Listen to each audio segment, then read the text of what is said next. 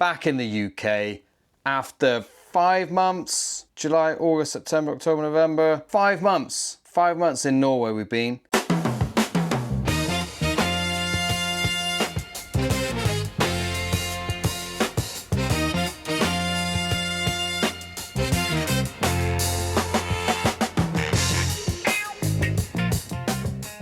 Not doing nearly as much motorcycle riding as I should have done. I turned 50. I turned 50 just a few days ago. So I missed an upload and I thought I haven't really got the time to be doing loads of filming, and the weather in Norway has turned. It is now hitting the minus temperatures. When we left there on Wednesday morning on the 26th of November, it was snowing as we were driving to the airport. And I have to say, it's this time of the year that you see the massive difference between the weather in the UK and the weather in Norway. You can still kind of go out for a motorcycle ride. Even though it's grotty today, it's about 12 degrees. It's just started raining, but earlier on, blue skies, I saw motorcycles out. I was like, I should be out. Here's the Honda. Now, the interesting thing about the Honda is that you can leave this thing for months. I parked this here after we finished our ride to Switzerland. I haven't started it since, obviously. I came back and I started it yesterday. Second try, fired straight up. It's a bit lumpy after about 5 minutes. Sweet as a nut. So there's something about these Hondas that is just a little bit like, this thing will start no matter what you do to it. Throw it off a building, it will probably still start. Won't ride too well, but it'll still start. I'm excited about it because I came back and I saw it and I was like, that's just a lovely bike. It's a lovely bike. I'll try and start it now actually, hang on.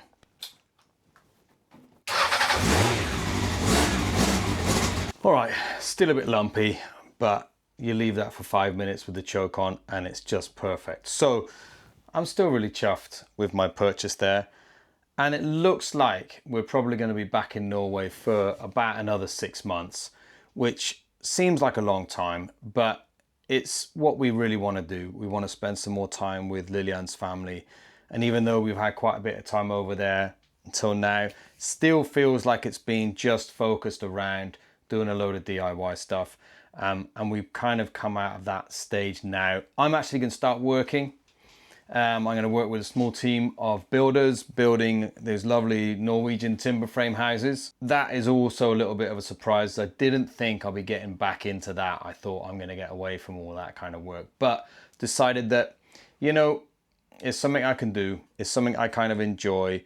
And because it's a bit of an unknown amount of time that we're going to be in Norway, I didn't want to be starting in some kind of new career where I'm going to be really invested in, and didn't want to waste people's time basically. So anyway, here we are back in the UK, only back for a few days because I've been out today buying cheese for my party, which is tomorrow night.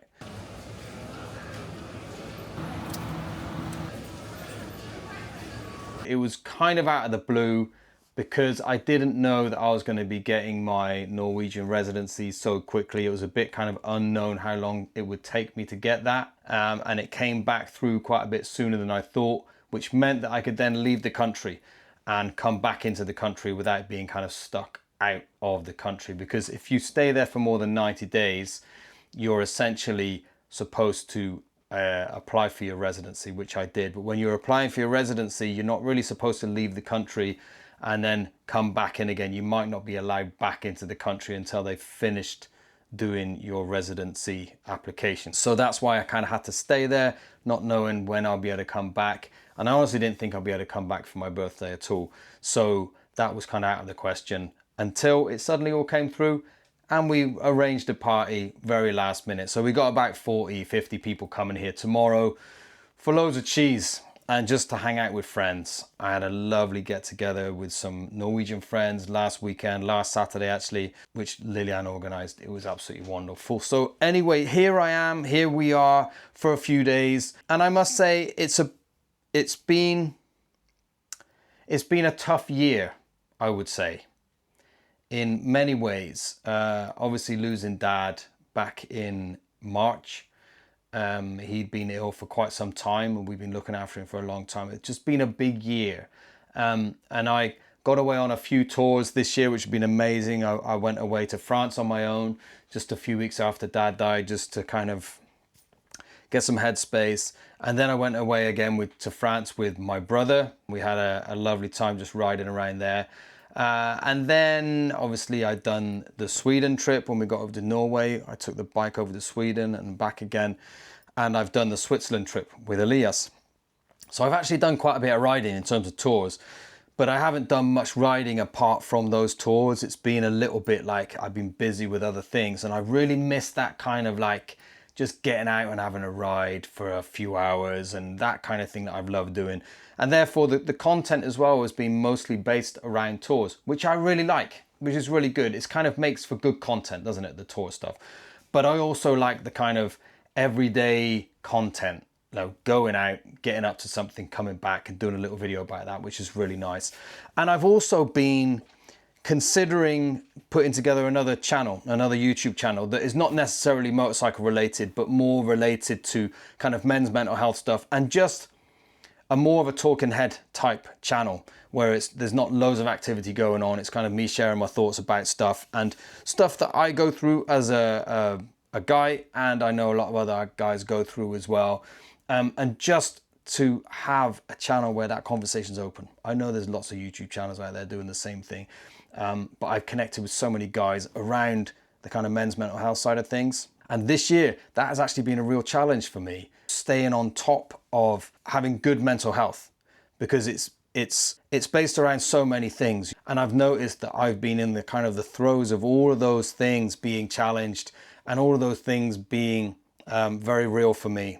I've dealt with some of it well and dealt with some of it really, really badly. I like to share some of those thoughts and some of that experience with you guys as well, because I think we're kind of all in it together, aren't we? We're dealing with many of the same things, many of the same challenges that are not easy for us and make us feel quite vulnerable. So it's a possibility. I've actually made the channel. It's ready to go. It's there, but I haven't populated with anything yet. You can go and subscribe to it if you want to. I'll put the name of the channel on the screen here.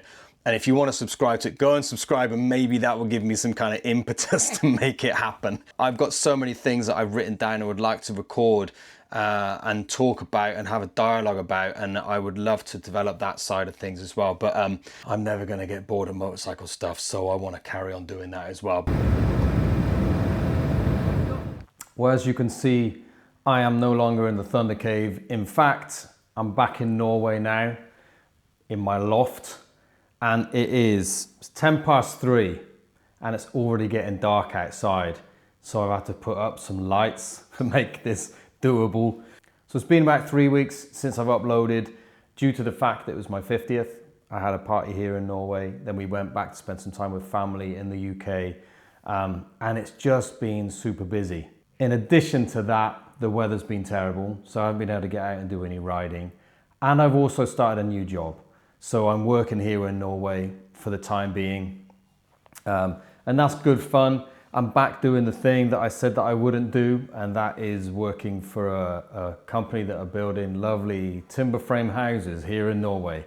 And I wanted to get away from the tools, I must admit, but I've ended up back on them, which is fine. It's just fine. Working with some great guys, it's a lot of fun, but leaving the house like 6 o'clock in the morning, pitch dark, doesn't, you know, you see the sun rising at like 9 o'clock, something like that, and then it's getting dark again by about 3. Leaving in the dark, returning home in the dark is not the best thing in the world.